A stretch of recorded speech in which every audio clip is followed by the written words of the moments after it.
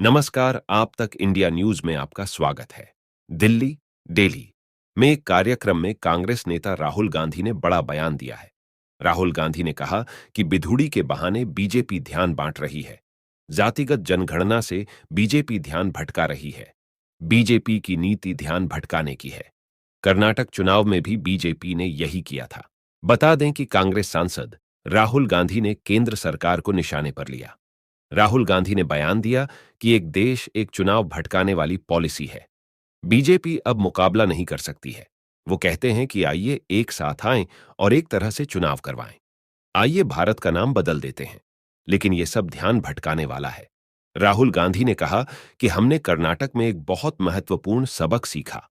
और सबक यह था कि बीजेपी ध्यान भटकाकर और हमें अपनी कहानी बनाने की अनुमति नहीं देकर चुनाव जीतती है। और इसलिए हमने कर्नाटक में क्या किया, हमने चुनाव इस तरह से लड़ा कि बीजेपी अपनी कहानी को परिभाषित ही नहीं कर सकी।